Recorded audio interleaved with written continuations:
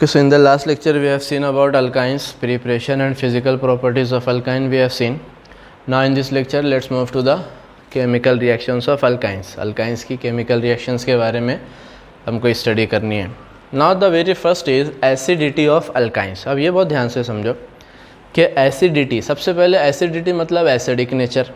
अच्छा, एसिड किसे कहते हैं? एसिड कहते हैं ऐसे सब्सटेंस को जो H प्लस आयन क्या कर सकता है? डोनेट कर सकता है. तो ऐसा सब्सटेंस जो H प्लस आयन डोनेट कर सके उसको कहते हैं एसिड. और एसिडिक नेचर वाले को बेसिकली या उसके एसिडिक स्ट्रेंथ को कैलकुलेट करने के लिए हम लोग वर्ड यूज़ करते हैं एसिडिटी. तो अब देखिए अल्काइंस जो होते हैं ना वो थोड़ा सा कंपेरेटिवली अल्केन्स और अल्कीन्स के कंपेयर में थोड़ा स्ट्रॉन्ग टाइप के एसिड. देखो अल्केन, अल्कीन, अल्काइन हम लोग नॉर्मली इनको एसिड में काउंट नहीं करते, लेकिन अगर इन तीनों के अंदर कंपेरेटिवली स्टडी की जाए ना तो सबसे स्ट्रॉन्ग जो एसिडिटी है, सबसे ज़्यादा एसिडिक कैरेक्टर जिसमें मिलता है ना वो अल्काइंस में मिलता है इन तीनों के कंपेयर में. इसका मतलब ये नहीं कि अल्काइंस बहुत स्ट्रॉन्ग एसिड हैं या क्या लाइक HCl, H2SO4 ऐसा कुछ नहीं होता है. अल्केन, अल्कीन और अल्काइन इन तीनों के अंदर अगर मैं कंपेयर करूँ तो एसिडिक स्ट्रेंथ जो होती है वो अल्काइंस की इन तीनों के अंदर ज़्यादा होती है. और एसिडिक स्ट्रेंथ ज़्यादा इसका मतलब alkynes H plus ion donate तो कर सकते हैं जब भी तो थोड़ा एसिडिक टाइप का बनेगा. तो सबसे पहले ये रिएक्शन देखो CH ट्रिपल, और ये रिएक्शन हमने देखी हुई ऑलरेडी इससे पहले है ना. टर्मिनल अल्काइंस के अंदर भी हमने बनाया था इसको, और थोड़े अलग मेथड से बता रहा हूँ. ये एक अल्काइन है, LiNH2 के साथ रिएक्शन किया. तो अब देखिए हुआ क्या, बहुत ध्यान से समझो कि यहाँ से लिथियम और NH2 इन दोनों के बीच का बॉन्ड ब्रेक हुआ. लिथियम पर आया पॉजिटिव, NH2 पर आया निगेटिव. अब ये लिथियम पॉजिटिव है, इसको क्या चाहिए? निगेटिव चाहिए. NH2 माइनस है, इसको चाहिए पॉजिटिव. देखिए यहाँ पर कार्बन और हाइड्रोजन के बीच का बॉन्ड ब्रेक होता है. कार्बन के ऊपर आता है माइनस और हाइड्रोजन के ऊपर आता है प्लस. मतलब बेसिकली ये अल्काइन ने क्या किया, अपने अंदर से ये बॉन्ड ब्रेक करके H प्लस आयन डोनेट किया ना. H प्लस आयन डोनेट किया मतलब वो कैसा काम कर रहा है? एसिड के जैसा. अब देखिए H प्लस आयन इसके साथ NH2 के साथ जाएगा, यहाँ पर क्या बन जाएगा? NH3 बन जाएगा. और ये Li प्लस C माइनस के साथ आकर इसके साथ जुड़ जाएगा, ये बन जाएगा मोनोलिथियम इथेनाइट. समझ में आ गई बात? तो यहाँ पर हुआ क्या, मतलब ध्यान से देखने वाली बात ये कि ये अल्काइन जो था इसने अपने अंदर से H प्लस आयन को क्या किया? डोनेट किया. सिमिलरली अगेन अगर इसकी रिएक्शन फिर से LiNH2 के साथ करेंगे, फिर से यहाँ पर Li प्लस बनेगा, NH2 माइनस बनेगा, यहाँ से फिर से बॉन्ड ब्रेक होगा, H प्लस बनेगा, C माइनस, ये H प्लस NH2 माइनस के साथ जाकर यहाँ से क्या बाहर निकल जाएगा? NH3. और ये Li प्लस इसके साथ जाकर LiC ट्रिपल बॉन्ड LiC बना लेगा, ये बन गया डायलिथियम. तो देखिए सबसे इंपॉर्टेंट चीज़ क्या है कि जो अल्काइन था उसके अंदर ये जो कार्बन थे ट्रिपल बॉन्ड वाले, उन्होंने अपने अंदर से हाइड्रोजन को H प्लस के फॉर्म में बाहर निकाला. इसका मतलब ये कैसा काम कर रहे हैं? एसिडिक नेचर के तौर पर काम कर रहे हैं. बात समझ में आती है? तो याद रखना अल्केन, अल्कीन और अल्काइन इन तीनों के अंदर अगर हम लोग बात करें तो जो अल्काइंस होते हैं ना वो अल्केन और अल्कीन से थोड़ा ज़्यादा एसिडिक नेचर के होते हैं. अब उसका रीज़न समझो, बहुत सिंपल, ज़्यादा डिटेलिंग है नहीं बट लेकिन एक मरतबा समझो. देखो यहाँ पर मैं रीज़न बता रहा हूँ. अल्केन क्या होते हैं? कार्बन कार्बन सिंगल बॉन्ड है ना. कार्बन के पास सारे के सारे क्या होते हैं? Single bond. अल्कीन में क्या होता है? कार्बन के पास डबल बॉन्ड. अल्काइन में क्या होता है? कार्बन के पास ट्रिपल बॉन्ड. ऐसे ही होते हैं ना. अब अगर आपको याद हो तो हमने जब हाइब्रिडाइजेशन देखा था उसमें हमने देखा है कि अगर कार्बन के पास सारे के सारे सिंगल बॉन्ड हो तो हाइब्रिडाइजेशन क्या बनता है? sp3. अगर कार्बन के पास एक डबल बॉन्ड हो हाइब्रिडाइजेशन क्या बनता है? sp2. कार्बन के पास अगर एक ट्रिपल बॉन्ड हो हाइब्रिडाइजेशन बनता है sp. यस और नो? ये आपको याद होगा, हमने देखा है. अब sp3 हाइब्रिडाइजेशन पर गौर करो, इसमें कौन कौन से ऑर्बिटल हमने मिक्स किए? एक S का मिक्स किया और 3 P के मिक्स किए. टोटल 4 ऑर्बिटल मिक्स किए ना, जिसमें से ये थंब मेरा मान लो थंब S है और ये फिंगर सारी P हैं. तो एक S और 3 P यूज़ किए, sp3 बना. अब इसमें कोई मुझको बताएगा S का परसेंटेज कितना है? आउट ऑफ 4 एक S है, 3 P है, तो S 25% हुआ. इसका मतलब sp3 में S जो होता है वो 25% होता है. ये समझा सबको? अच्छा, कार्बन कार्बन sp2 हाइब्रिडाइजेशन, एक S का बना और 2 P के बने, तो 3 ऑर्बिटल को हमने हाइब्रिडाइज किया जिसमें से एक S है और 2 P है. तो इसके अंदर S का परसेंटेज कितना बनेगा? S का परसेंटेज बनेगा 33.33%. यस और नो? sp3 देखो टोटल 4 में से एक S है 25%, sp2 टोटल 3 में से एक S है 33.33, और sp के अंदर एक S और एक P, तो S कितना बनेगा? 50%. S बनेगा 50%. आई बात समझ में? तो देखिए अल्केन के अंदर sp3 है, S का परसेंटेज कैरेक्टर 25 है. अल्कीन के अंदर sp2 का परसेंटेज कैरेक्टर 33 है और अल्काइन के अंदर s का परसेंटेज कैरेक्टर कितना है 50%। अब एक बात याद रखना, s ऑर्बिटल चूँकि न्यूक्लियस से करीब होते हैं ना, तो जिस हाइब्रिड ऑर्बिटल में s का परसेंटेज जितना ज़्यादा होगा वो उतना ज़्यादा इलेक्ट्रॉन्स को अपनी तरफ खींच सकता है, मतलब वो उतना ज़्यादा इलेक्ट्रोनिगेटिव होगा। बहुत ध्यान से समझो, एक सेंटेंस अभी सिर्फ ध्यान में रखो, इसकी डिटेलिंग जब आएगी, जब हम लोग देखेंगे इसको। s का परसेंटेज किसी भी हाइब्रिड ऑर्बिटल में जितना ज़्यादा होगा, जितना ज़्यादा s का परसेंटेज उतना ज़्यादा इलेक्ट्रोनिगेटिव एटम होता है। अब एक बात बताइए, कार्बन के पास इसका परसेंटेज 25 है, अल्कीन के कार्बन का इसका परसेंटेज 33 है, अल्काइन के कार्बन का इसका परसेंटेज 50 है। इसका मतलब अल्केन, अल्कीन और अल्काइन, इन तीनों के अंदर सबसे ज़्यादा इलेक्ट्रोनिगेटिव कार्बन कौन सा है? सबसे ज़्यादा इलेक्ट्रोनिगेटिव कार्बन अल्काइन का है, उसके बाद किसका है? अल्कीन का है, और सबसे कम इलेक्ट्रोनिगेटिव कौन है? अल्केन का। समझ में आया? अब खुद ही सोचिए कि एक एटम जितना ज़्यादा इलेक्ट्रोनिगेटिव होगा उतना आसानी से इलेक्ट्रॉन अपनी तरफ खींचेगा सामने वाले के। तो अब देखिए यहाँ पर हाइड्रोजन जो है ये कार्बन के साथ जुड़ा है, ये कार्बन ट्रिपल बॉन्ड वाला है, मतलब sp हाइब्रिडाइजेशन वाला है, मतलब ये कार्बन की इलेक्ट्रोनिगेटिविटी ज़्यादा है, मतलब वो ये H के इलेक्ट्रॉन्स को अपनी तरफ आसानी से खींच सकता है और H+ के फॉर्म में हाइड्रोजन को निकाल सकते हैं। समझ में आई बात? तो ये मतलब है, क्योंकि अल्काइन का जो कार्बन है उसका परसेंटेज कैरेक्टर इसका 50% है, इसलिए वो सबसे ज़्यादा इलेक्ट्रोनिगेटिव इन तीनों में, और वो हाइड्रोजन के इलेक्ट्रॉन को इन दोनों के कंपेयर में इजीली पुल करके हाइड्रोजन को H+ के फॉर्म में निकाल सकता है। उससे थोड़ा वीक कौन है? अल्कीन वाला डबल बॉन्ड वाला कार्बन, इसमें इसका परसेंटेज 33 है। और सबसे ज़्यादा वीक कौन है इलेक्ट्रोनिगेटिव में? अल्केन वाला सिंगल बॉन्ड। समझ में आया? इस वजह से जो अल्काइन होते हैं ना वो एसिडिक। अब H+ आयन डोनेट कर रहा है H के इलेक्ट्रॉन को खींच कर, तो ऑब्वियस बात है क्या बनेगा? ये एसिडिक नेचर का बन जाएगा। आती है बात समझ में? तो ये इस तरीके से एसिडिटी ऑफ अल्काइन। तो याद रखना, रिलेटिव एसिडिटी में अल्काइन सबसे स्ट्रॉन्ग एसिड है, फिर अल्कीन से और फिर अल्केन से। आया समझ में सबको? सिंपल सा टॉपिक है। चलिए next reaction is addition of hydrogen. अब ये रिएक्शन हमने अल्केन्स में भी देखी, अल्कीन्स में भी देखी, अल्काइंस में भी देखी। अल्केन का प्रिपरेशन आप लोगों को अगर याद हो तो अल्केन्स का प्रिपरेशन कैसे हाइड्रोकार्बन से करते थे। ये अल्काइन है, इसको क्या चाहिए? हाइड्रोजन चाहिए ना। अब देखो अल्केन बनाना है तो 2 बॉन्ड ब्रेक करो, इसकी 2 वैलेंसी फ्री, इसकी 2 वैलेंसी फ्री, टोटल 4 हाइड्रोजन लगेगी। 2 हाइड्रोजन इसको दे दो, 2 हाइड्रोजन इसको दे दो। किसकी प्रेजेंस में? निकल है, प्लाटिनम है, पैलेडियम, इनकी प्रेजेंस में करो तो अल्काइन किस में कन्वर्ट हो जाएगा? अल्केन में। ठीक है, तो ये हमारा है इथाइन, ये इथाइन कन्वर्ट हो गया इथेन के अंदर बाय यूजिंग हाइड्रोजनेशन। अल्कीन में भी हमने देखा वहाँ पर 1 हाइड्रोजन लग रही थी, यहाँ पर 2 हाइड्रोजन लगे, क्योंकि जब 2 बॉन्ड ब्रेक होगा तो इसका 2 बॉन्ड फ्री होगा, इसका 2 बॉन्ड फ्री, टोटल 4 हाइड्रोजन इसको देना पड़ेगी। आई बात समझ में? Next is addition of halogen. Addition of halogen भी करना है, बिल्कुल सिंपल है। देखिए ये अल्काइन है मेरा, ट्रिपल बॉन्ड वाला। अब इसके 2 बॉन्ड अगेन ब्रेक करो, जैसे यहाँ पर 4 हाइड्रोजन दी ना हमने, इसी तरह यहाँ पर 4 हैलोजन लगेगी। यस और नो? क्योंकि जब इसका 2 बॉन्ड ब्रेक होगा इन दोनों के बीच में तो इसकी 2 वैलेंसी फ्री होगी, इसकी 2 वैलेंसी, 2 हैलोजन इसको जाएगी, 2 हैलोजन इसको जाएगी, तो टोटल 2 × 2 4 हैलोजन लगी in presence of carbon tetrachloride. तो क्या बन गया? ये बन गया ट्राई नहीं होगा, ये क्या हो जाएगा?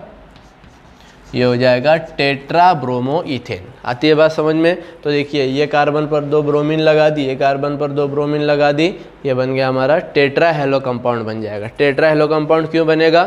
जब भी डबल बॉन्ड ब्रेक होगा दोनों कार्बन की 2-2 वैलेंसी, टोटल 4 वैलेंसी फ्री हो जाएगी, 4 हेलोजन ऐड करने। आती है बात समझ में? चलिए next addition of HX, hydrogen halide. For example CH triple bond CH, यहाँ से हमने HBr। अब एक बात बताओ, यहाँ पर अगर आपको याद हो ऐड कराना है, यस और नो? ऐड कराने में कौन सा रूल फॉलो करते हैं? Markovnikov's rule. लेकिन अभी ये तो सिमेट्रिकल है ना, ट्रिपल बॉन्ड के दोनों तरफ इधर भी CH है, इधर भी CH है, सिमेट्रिकल है, आप लोग किधर भी ऐड करा सकते हो। तो चलिए यहाँ से मैं पहले 1 बॉन्ड ब्रेक करता हूँ, 1 बॉन्ड ब्रेक करूँगा, इसकी 1 वैलेंसी फ्री, इसकी 1 वैलेंसी फ्री। मान लो इसको मैंने ब्रोमीन दे दी, इसको हाइड्रोजन दे दी, तो यहाँ पर क्या बन जाएगा? CH के साथ लगा ब्रोमीन, CHBr, यहाँ पर डबल बॉन्ड CH के साथ हाइड्रोजन, यहाँ बनी CH2। यहाँ तक समझा सबको? अच्छा अब बताओ, अगर इसके अंदर और एक HBr ऐड कराता हूँ मैं, बहुत ध्यान से समझना, तो अब देखियो ये एक अनसिमेट्रिकल टाइप का हो गया। अब ये डबल बॉन्ड के इस तरफ क्या है? CH2, इस तरफ क्या है CH Br, अनसिमेट्रिकल हो गया ना। तो आप लोग मार्कोनिकॉफ से याद करो कि जब एक अनसिमेट्रिकल रिएजेंट को एक अनसिमेट्रिकल अल्कीन के ऊपर हम लोग ऐड कराते हैं तो जो निगेटिव पार्ट है वो उस कार्बन पर जाता है, डबल बॉन्ड वाला कार्बन जिसके पास लेस नंबर ऑफ हाइड्रोजन हो। तो देखिए अगर यहाँ पर ये HBr को H+ और Br- में हमने ब्रेक किया, यहाँ से डबल बॉन्ड ब्रेक किया, ये कार्बन के पास कितनी हाइड्रोजन है 1, ये कार्बन के पास कितने हाइड्रोजन है 2, लेस हाइड्रोजन किसके पास है इस कार्बन पर। तो जो ब्रोमीन का पार्ट है फिर से किस पर जाएगा इस कार्बन पर। तो यहाँ पर बनेगा CH के साथ 2 ब्रोमीन लगा दी और ये हाइड्रोजन के पास हाइड्रोजन दे दी, यहाँ पर आ गया CH3। समझ में आती है बात। तो यहाँ पर we have to follow Markovnikov rule. Similarly इसमें भी देख लो, ये एक अनसिमेट्रिकल है ना, अनसिमेट्रिकल है तो पहले HBr अगर इस पर ऐड कराएंगे तो इसके पास 0 हाइड्रोजन है, इसके पास 1 हाइड्रोजन है, तो ब्रोमीन वाला पार्ट इसके पास जाएगा CH3 CBr CH2। फिर से और एक ऐड कराओ, ये डबल बॉन्ड में से एक ब्रेक होगा, इसके पास 0 हाइड्रोजन, इसके पास 2 हाइड्रोजन, अगेन ब्रोमीन किसके पास जाएगी सेंट्रल कार्बन के पास, CH3 CBr2 CH3 बन जाएगा। आया समझ में सबको। तो सिंपल है, यहाँ पर भी आपको क्या फॉलो करना है, मार्कोनिकॉफ रूल को फॉलो करना है। यस और नो। चलिए इसका स्क्रीनशॉट ले लीजिए, फिर आगे की रिएक्शन की तरफ चलते हैं।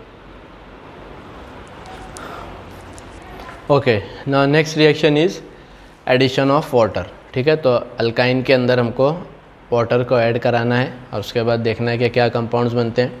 Now let's say I have an alkyne CH triple bond CH, इसको इथाइन बोलते हैं। उसकी रिएक्शन हमने वाटर के साथ की। देखो मैं वाटर को थोड़ा इस तरीके से लिखता हूँ HOH। ठीक है, वाटर को लिख सकते हैं। अच्छा, प्रेजेंस किसकी होनी चाहिए, इंपॉर्टेंट है। 40% कॉन्सनट्रेटेड H2SO4 का solution and 1% concentrated HgSO4। HgSO4 को बोलते हैं मर्क्यूरिक सल्फेट। ठीक है, SO4 आयन पता ही है, सल्फेट आयन, Hg क्या होता है मर्क्यूरी। तो क्या होगा 40% H2SO4 और 1% HgSO4, इन दोनों की प्रेजेंस में we have to add water on ethyne और ऑन एन अल्काइन। समझ में आई बात। तो देखिए अगेन क्या होगा, अब देखिए वाटर ब्रेक होगा, ठीक है, HOH के फॉर्म में ब्रेक होगा। अब ये तो सिमेट्रिकल है ना, तो आपकी एक बॉन्ड ब्रेक करो, किसी एक कार्बन पर हाइड्रोजन दे दो, किसी एक कार्बन पर OH दे दो। तो मान लो मैंने इस कार्बन पर दे दिया हाइड्रोजन, इस कार्बन पर दे दिया OH, और ट्रिपल बॉन्ड में से क्या हो जाएगा डबल बॉन्ड हो जाएगा। आई बात समझ में। अब ज़रा ये वाली फॉर्म को बहुत ध्यान से देखो, ये कार्बन को ध्यान से देखो, इस कार्बन के पास एक डबल बॉन्ड है, मतलब कौन सा फॉर्म है, अल्कीन का फॉर्म। सिमिलरली इस कार्बन के पास एक OH भी है। OH किसकी मतलब क्या बताता है, OH बताता है अल्कोहलिक ग्रुप। तो ये जो कार्बन का फॉर्म है, जो कंपाउंड है ना, ये इनॉल फॉर्म का कंपाउंड है। इनॉल अल्कीन से, डबल बॉन्ड से अल्कीन का इन, और अल्कोहल के लिए हम लोग ऑल यूज़ करते हैं। तो ये फॉर्म किसका है, इनॉल फॉर्म का। अब एक बात याद रखना कि अगर किसी कार्बन के ऊपर डबल बॉन्ड भी हो और अल्कोहलिक का OH ग्रुप भी हो ना, तो वो जनरली अनस्टेबल होता है। ये बहुत इंपॉर्टेंट चीज़ है। किसी कार्बन के ऊपर डबल बॉन्ड हो और उसी कार्बन पर OH ग्रुप भी हो तो वो कैसा होता है, कंपाउंड अनस्टेबल होता है। अब अगर आपको याद हो तो हमने जब आइसोमेरिज्म देखा था तो उसमें देखा था टॉटोमराइजेशन या टॉटोमेरिज्म या टॉटोमराइजेशन देखा था, उसमें भी हमने इनॉल फॉर्म ही देखा था और इनॉल फॉर्म से हमने क्या किया था, प्रोटॉन को शिफ्ट किया था। तो देखिए करना क्या है इसमें, ये इनॉल फॉर्म जो है ये अनस्टेबल फॉर्म मतलब इसको बनाते हैं स्क्वायर ब्रैकेट से। तो अब देखिए ये जो इनॉल फॉर्म है, इसके अंदर इसको अगर स्टेबल बनाना है तो इसके अंदर एक प्रोसेस करना होता है टॉटोमराइजेशन, और टॉटोमराइजेशन जो होता है वो प्रोटॉन शिफ्टिंग का प्रोसेस होता है। मतलब ये जो OH वाली जो हाइड्रोजन है ना, इसको क्या करो, यहाँ से हटाकर इस कार्बन को दे दो, बस यही काम करना होता है कि जिस कार्बन पर OH है तो उसके बाजू वाला कार्बन जिसके पास डबल बॉन्ड के साथ जो कार्बन जुड़ा है ना, ये हाइड्रोजन को हटाकर इस कार्बन को दे दो, और हर एक की वैलेंसीज को अब क्या करना है, अपने को इक्वल करना है। तो देखिए ज़रा एक बात ध्यान से देखो, जब ये कार्बन को ये हाइड्रोजन मिलेगी तो इसके 1 2 3 4 5 5 बॉन्ड हो जाएंगे ना। 5 बॉन्ड तो बनते नहीं कार्बन के, 4 बॉन्ड बनते हैं। एक बॉन्ड कम करने के लिए वो क्या करेगा, डबल बॉन्ड में से एक बॉन्ड कम कर देगा। अब बताओ अगर इसने ये वाला बॉन्ड यहाँ से कम कर दिया तो ये कार्बन के 1 2 3 3 ही बॉन्ड हो गए। अच्छा, यहाँ से ऑक्सीजन कम हुई तो इसका भी एक ही बॉन्ड हो गया, मतलब ऑक्सीजन को एक बॉन्ड की ज़रूरत है, ये कार्बन को एक बॉन्ड की ज़रूरत है, तो वो दोनों आपस में क्या कर लेंगे, डबल बॉन्ड बना लेंगे। तो देखो होगा क्या, कंपाउंड क्या बनेगा, यहाँ पर बनेगा CH3, यहाँ पर आ जाएगा सिंगल बॉन्ड, ये कार्बन ऑक्सीजन के बीच में आ जाएगा डबल बॉन्ड, और ये हाइड्रोजन रहेगी जैसे कि वैसे। अब बताइए ज़रा ये कंपाउंड क्या बना, ये कंपाउंड बन गया एक अल्डेहाइड। देखो CHO ग्रुप आ गया, CHO ग्रुप जहाँ पर भी होता है वो क्या बन जाता है, अल्डिहाइड, और इसका नाम क्या है, एसिटाल्डिहाइड, या इसको अगर हम लोग बोलेंगे इसको बोला जाएगा इथेनॉल। 2 कार्बन वाला अल्डिहाइड है, इसका IUPAC नेम क्या बनेगा, इथेनॉल।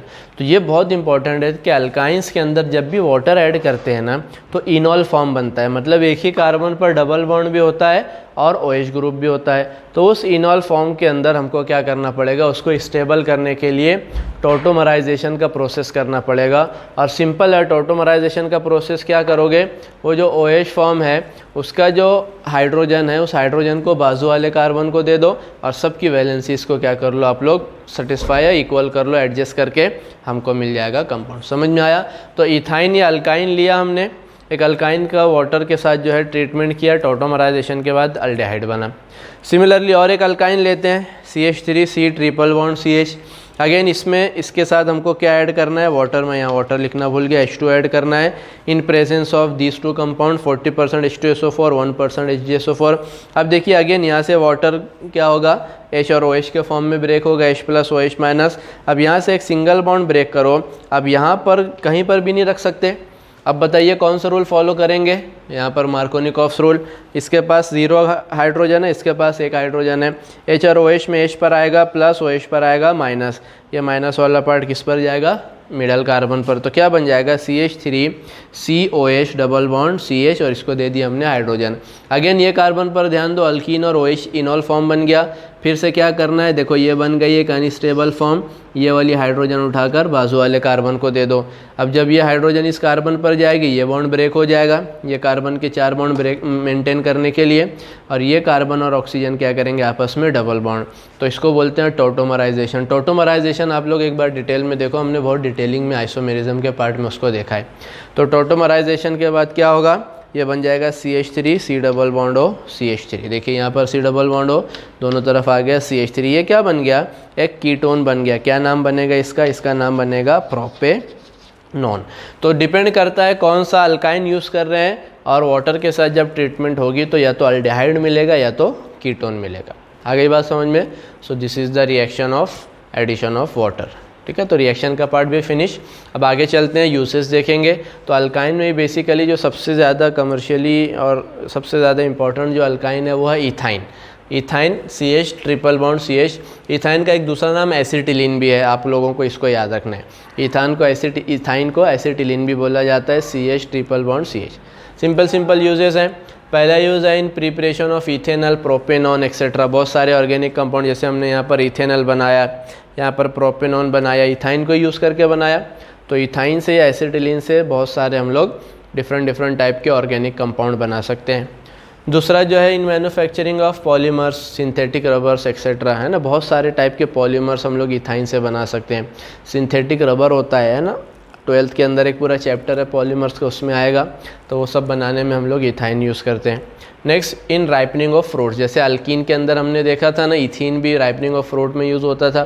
तो इथाइन भी राइपनिंग मतलब आर्टिफिशियल वे से फ्रूट को जो हम लोग पकाते हैं, सैचुरेट बेसिकली राइप करते हैं, तो राइपनिंग ऑफ फ्रूट्स में हम लोग इथाइन यूज़ करते हैं या acetylene. Next mixture of oxygen and acetylene, है ना, ऑक्सीजन गैस एसिटिलीन गैस, इन दोनों का जो मिक्सचर होगा उसको बोला जाता है ऑक्सी एसिटिलीन। ये गैसियस मिक्सचर बनता है, और इसको जब बर्न करो ना तो जो फ्लेम यूज़ हो, वो जो फ्लेम है is used as a flame for welding and cutting metals. अगर आपने किसी को वेल्डिंग करते देखा होगा, वो जो फ्लेम लगाकर जो है ना एक सिलेंडर जैसा होता है, एक आगे जो फ्लेम से जो वेल्डिंग करते हैं या किसी मेटल को कट करते हैं, तो बेसिकली वो कौन सी गैस का मिक्सचर होता है, ऑक्सीजन और एसिटिलीन गैस का मिक्सचर होता है। और उससे जो फ्लेम बनती है उस फ्लेम को we are using for welding and for cutting metals. आगे बात समझ में, एटलीस्ट एक दो यूज़ तो आप लोग ध्यान में रखो, सिंपल सी यूजेस है। ठीक है, तो ये वाला पार्ट भी हमारा अल्काइंस का पार्ट बेसिकली फिनिश हो गया। इसका स्क्रीनशॉट ले लीजिए। अब नेक्स्ट लेक्चर में हमारा जो हम लोग देखेंगे एरोमेटिक हाइड्रोकार्बन का पार्ट देखेंगे, उसको नेक्स्ट लेक्चर में देखते हैं। Thank you.